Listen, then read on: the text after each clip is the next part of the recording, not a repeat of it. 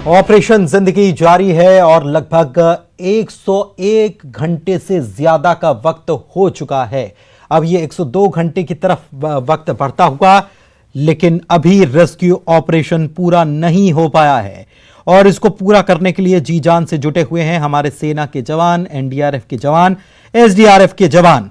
यहां तमाम तरीके से प्रयास किए जा रहे हैं कि जल्द से जल्द इस बच्चे को बाहर लाया जा सके, लेकिन कहीं ना कहीं कोई मुश्किल पेश आ जाती है जिसकी वजह से दिक्कतें आ रही हैं टीम को आगे बढ़ने में, राहुल तक पहुंचने में।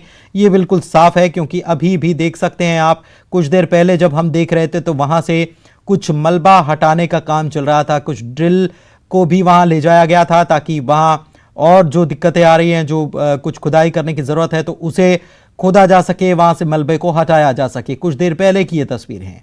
अब वापस से वहां पर कुछ काम चल रहा है। ये बिल्कुल देखिए, वॉकी टॉकी से हर एक बात पर नजर रखी जा रही है। जो भी अपडेट है वो दिया जा रहा है। जो अंदर लोग टनल में उतरे हुए हैं वहां उनको किन चीज़ों की दरकार है या वहां किन चीज़ों को वो फेस कर रहे हैं, ये भी बातें सामने आ रही हैं। और साथ ही साथ ये भी इससे पता चलता है कि अंदर अभी जो टीम मौजूद है वो राहुल तक नहीं पहुंची है, क्योंकि ये बात बिल्कुल साफ है कि राहुल तक पहुंचने के लिए सबसे पहले रास्ता ऐसा होना चाहिए कि उसे निकालकर तुरंत अस्पताल पहुंचा दिया जाए, तुरंत एम्बुलेंस तक सबसे पहले पहुंचाया जाए। इसीलिए अभी रास्ता ही बन रहा होगा। निश्चित रूप से यह कहा जा सकता है क्योंकि अगर टीम राहुल के पास पहुंच गई होती तो पूरा रास्ता बिल्कुल क्लियर हो जाता, लेकिन अभी भी मुश्किलें हैं, चुनौतियां वहां पर बनी हुई हैं। ऐसे में सबसे ज्यादा इस बात का ख्याल रखना भी जरूरी है कि वहां चट्टान है और ऐसा ना हो कि वहां जो रेस्क्यू कर रहे लोग हैं उनकी जान भी मुश्किल में नहीं आनी चाहिए, क्योंकि चट्टान अंदर जब ये सुरंग या टनल जो बनाई गई है उसमें कुछ ऐसी कमी ना रह जाए जिसकी वजह से कहीं कुछ चट्टान खिसकने या कोई हिस्सा उसका गिर जाए तो और मुश्किल बढ़ जाए। इन सब बातों को भी ध्यान में रखकर ये पूरा रेस्क्यू ऑपरेशन चलाया जा रहा है और सबकी निगाह और सबका इंतजार बस इसी बात का कि राहुल को कब निकाला जाएगा, कितनी जल्दी राहुल बाहर आएगा। लोग यहाँ पर अभी इंतज़ार कर रहे हैं। बड़ी संख्या में लोग, आसपास के गांव के जो लोग हैं वो भी पहुंचे हुए हैं और उनका इंतज़ार सुबह से लेकर शाम तक एक बच्चे के लिए प्रार्थना कर रहे हैं, दुआ कर रहे हैं। बुजुर्ग, गांव के बच्चे, जवान, सभी लोग केवल उनकी इसी बात पर टकटकी लगी हुई है कि आखिर कब उनके गांव का बच्चा राहुल बाहर आ पाएगा। दूसरी तरफ मेडिकल की टीम उस बोर का जो होल है उस पर भी नज़र बनाए हुए, उसके अंदर भीतर जिसमें राहुल गिरा है उसकी क्या कंडीशन है उस पर भी लगातार नज़र बनाए हुए हैं। एम्बुलेंस में राहुल की मां को बैठा दिया गया है, लेकिन अभी ऐसा लग रहा है कि थोड़ा सा काम और बाकी है, वरना जब इतनी तैयारियां कर ली गई हैं तो निश्चित रूप से बहुत ज़्यादा वक्त नहीं लगता। लेकिन फिर भी अगर वक्त लग रहा है तो इसका मतलब कि काम कुछ बाकी रह गया है, जिसे पूरा करने में जो सेना के जवान हैं या टीम जो एनडीआरएफ और एसडीआरएफ की टीम है वो यहाँ पर लगी हुई है और उस अड़चन को भी दूर करने का प्रयास लगातार किया जा रहा है। लेकिन अपने आप में बहुत मुश्किल ऑपरेशन ये अब तक का साबित हुआ है, ये बिल्कुल कहा जा सकता है, क्योंकि वक्त बहुत ज़्यादा बीत चुका है लेकिन कामयाबी अभी तक नहीं मिल पाई है और दिक्कतें चट्टान के रूप में जो है वो बहुत ज़्यादा यहाँ पर बनी हुई हैं।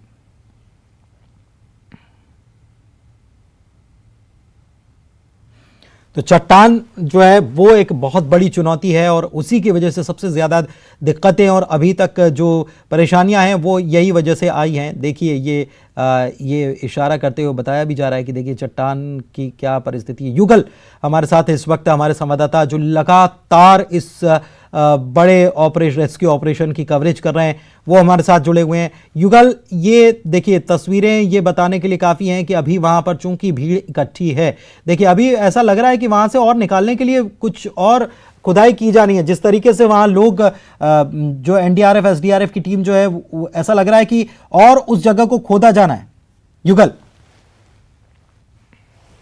तस्वीर के माध्यम से हम दिखाएंगे अपने दर्शकों को, जो मलबा है उसे हटाने का प्रयास है वो किया जा रहा है और मलबा हट रहा है। लगातार जो टनल बना हुआ है उसमें लगभग 7 से 8 जो सेना के जवान है वो है और एनडीआरएफ की टीम है वो बैठी हुई है, अंदर घुस करके काम कर रहे हैं। और लगातार एक कंप्रेसर मशीन है वो भी समय समय पर चलाया जा रहा है, कंप्रेस किया जा रहा है। और अच्छी बात यह है कि जो मिट्टी है वो गीली मिट्टी आ रही है। इससे पहले डस्ट काफी हो रहा था क्योंकि चट्टानों को तोड़ा जा रहा था, लेकिन अब जो मिट्टी है, गीली मिट्टी है वो आ रही है। अभी ये एक सूचना प्रसारित यहाँ से किया गया है, गांव के जितने भी बोर है उसे चालू करने के आदेश दिए गए हैं, मुनादी भी कराया गया है। ये इसलिए किया गया है कि अब बिल्कुल जो है वाटर लेवल जो ना बढ़े और जो राहुल है उसे आसानी से रेस्क्यू किया जा सके। जी एक चीज और कि जिस तरीके से यहाँ पर अभी ये तस्वीरें ये इस बात की तरफ भी इशारा करती हैं कि अभी काम अंदर चल रहा है और बहुत काम बाकी है, क्योंकि यहाँ अगर राहुल तक टीम पहुंच चुकी होती तो पैसेज बिल्कुल क्लियर कर दिया गया होता, लेकिन लग रहा है कि अभी बहुत काम अंदर बाकी लग रहा है। जिसके राहुल तक टीम है वो पहुंच चुकी है और वहां से जो टनल से राहुल की जो दूरी है वो अत्यंत ज्यादा नहीं है। जिस तरह से 21 फीट का टनल बनाने का टारगेट था वो एक बड़ा लक्ष्य था, लेकिन राहुल तक पहुंचने का जो रास्ता है वो ज्यादा लंबा रास्ता नहीं है, ज्यादा अधिक फीट का नहीं है, 2 से 2.5 फीट का रास्ता है। अब ये है कि राहुल चट्टान के ऊपर सोया हुआ है और उसे किस तरह से मूव किया जाए। तो आप सोच सकते हैं अगर चट्टान के ऊपर जो राहुल 10 साल का सोया हुआ है तो उसे मूव करने में दिक्कतें हो रही हैं, इसीलिए वो जो रास्ता है उसे क्लियर किया जा रहा है, राहुल को आसानी से लाया जा सके, इसलिए स्पेस बनाया जा रहा है। जी राहुल की क्या सिचुएशन, क्या स्थिति है उस बच्चे की? ये देखिए चिकित्सकों ने बताया है कि राहुल की स्थिति ठीक है, जो उसका हार्ट बीट है वो सही चल रहा है। कुछ कॉम्प्लिकेशन जरूर है क्योंकि अंदर नमी में है, कुछ निमोनिया की जो लक्षण उससे पाया गया था, तो इस तरह से कॉम्प्लिकेशन तो है, लेकिन ये है कि वो अभी ठीक है। और हालांकि जो चिकित्सक है वो बता रहे थे कि जब कोई बच्चा बाहर में है तो उसकी एक्टिविटीज है वो अलग होती है और जब अंदर में है इस तरह के शुष्क नमी युक्त वातावरण में है तो एक्टिविटीज है वो अलग हो जाती है। क्योंकि बाहर में डाइट अलग होता है और वहाँ पर उसे सुपाच्य भोजन है वो दिया जा रहा है, फल दिया जा रहा है। जो फैटी जो खाना है वो अभी तक उसे नहीं दिया गया है, खास करके जो उसे वो दिया गया है। कई तरह की दिक्कतें हो सकती थी अगर इस तरह के जो खाद्य पदार्थ है उसे दिया जाए। तो अभी ये कहा जा सकता है कि राहुल की तबीयत है वो पूरी तरीके से तो नहीं, लेकिन वो ठीक है। जी कितनी देर पहले ये जानकारी मेडिकल की टीम की तरफ से दी गई? और एक चीज़ और कि इससे पहले जो रेस्क्यू ऑपरेशन इस प्रकार के जो हादसे हुए हैं उसके बाद किए गए, क्या उन टीमों से भी संपर्क साधा गया है? वहाँ कैसे रेस्क्यू किया गया था, क्या अड़चनें और क्या मुश्किलें आई थी? ये देखिए ये प्रदेश का पहला बड़ा इस तरह का रेस्क्यू है। इससे पहले बालको में चिमनी हादसा हुआ था, वो एक बड़ा औद्योगिक हादसा था और चिमनी गिरने से 41 लोगों की जान गई थी, 2000 का ये मामला था। इसके बाद इस तरह की बड़ा रेस्क्यू है जो लगभग 100 घंटे तक जो चले, ऐसा रेस्क्यू कभी छत्तीसगढ़ में हुआ ही नहीं है। और इसके अलावा जो एक्सपर्ट हैं, जहाँ जहाँ अधिकारियों की परिचय है, पहचान है, उनसे देखिए मैं एक तस्वीर दिखाना चाहूंगा, रोहित से कहूंगा कि दिखाए। ये चिकित्सकों का दल है वो यहाँ पर बैठा हुआ है, इंतजार कर रहा है और जब राहुल आएगा तो यहाँ पर उनका मेडिकल परीक्षण किया जाएगा और डॉक्टरों की पहचान हो इसलिए बाकायदा उन्हें आइडेंटिटी कार्ड जारी किया गया है। 4 चिकित्सक हैं वो यहाँ पर बैठे हुए हैं। तो पुनीत, जिस तरह से हम चर्चा कर रहे थे कि रेस्क्यू को लेकर के, छत्तीसगढ़ में इस तरह के रेस्क्यू का अनुभव किसी भी जो अधिकारी है उसे नहीं है। ये कहा जा सकता है कि अमूमन जो एनडीआरएफ की टीम है, सीआरएफ की टीम है और स्थानीय स्तर पर जो टीमें होती है नगर सेना वगैरह की, जो डिजास्टर मैनेजमेंट का कोर्स करके आते हैं वो करते हैं। आज छत्तीसगढ़ में अमूमन बाढ़ की जो स्थिति है वो काफी होती है, तो इसलिए जो जो एसडीआरएफ की टीम है वो इस तरह से पूरी कंट्रोल करती है। 2009 में पुनीत जो औद्योगिक हादसा कोरबा में हुआ था, चिमनी का हादसा, तो उसमें एनडीआरएफ की टीम वहां पर आई थी, उन्होंने भी मोर्चा संभाला था।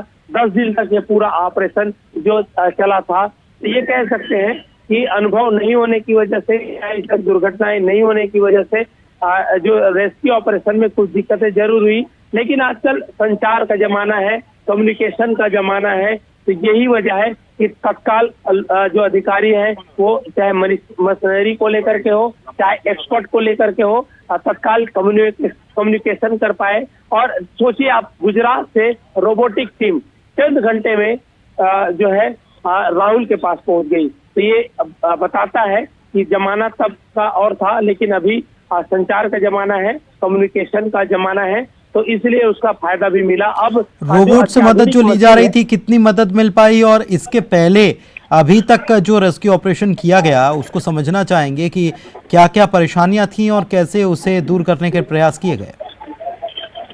जी देखिए पुनीत, अगर पूरे रेस्क्यू ऑपरेशन की हम बात करें तो पूरा रेस्क्यू ऑपरेशन जिस तरह से चला, शुरू दिन से कॉम्प्लिकेशन आने लगे। जब राहुल बोर में गिरा तो तब लोगों को आइडिया ही नहीं था कि उसे निकाला कैसे जाए, लेकिन जब तक एसडीआरएफ की टीम पहुंचे, स्थानीय जो टीम है, जिला प्रशासन की टीम पहुंचे, गांव वाले ने उन्हें निकालने का प्रयास जरूर किया, तब भी सफलता नहीं मिली। रोबोटिक टीम आई तो राहुल को कैच करने का जो क्लोथ कैचर है, आर्म कैचर है, उसे पकड़ने का प्रयास किया गया, लेकिन राहुल वहां पर रिस्पॉन्स नहीं कर रहा था, इसलिए रोबोट मशीन लगभग 11-12 घंटे तक ट्राई किया गया। उसके बाद जब उसे मेजरमेंट आया, मेजरमेंट जब आया तो उसे 360 डिग्री में होना बताया गया, तो उसे पकड़ने का प्रयास किया गया, लेकिन वो भी असफल रहा। अब जिस तरह से अभी बीते 24 घंटों से टनल बनाने का काम किया जा रहा है, टनल बनाने का काम हटा देने वाला है। 24 घंटे से जो 70 जो जवान है वो लगे हुए थे और लगातार चट्टानों को चीरते हुए राहुल तक पहुंचने की कवायद की जा रही थी। थका देने वाली थी, चिलचिलाती धूप के बीच इस तरह से लोग तपते हुए भी लगातार काम कर रहे थे, वो एक बड़ी बाधा रही।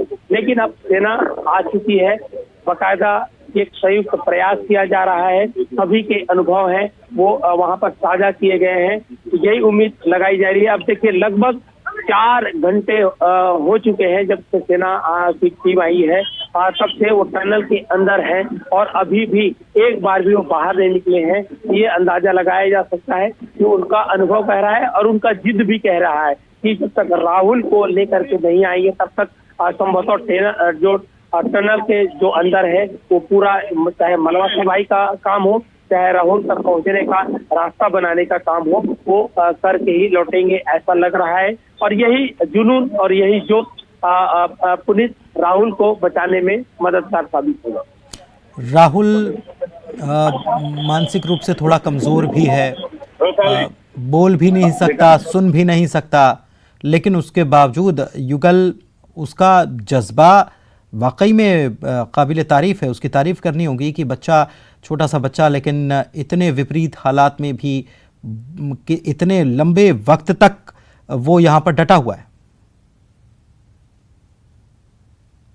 सत्य बात है और उसकी जो हौसले है, उसकी जीवटता है या उसे जीने की ललक है, उसकी तारीफ करनी चाहिए। विल पावर इतना राहुल का होगा किसी को जरा भी इल्म नहीं था, लेकिन ये बताता है कि लगभग जो 100 घंटे तक वो बोर के अंदर पड़ा हुआ है और एक ही अवस्था में है, ज्यादा हिलडुल नहीं पा रहा है, ज्यादा मूवमेंट कर नहीं पा रहा है।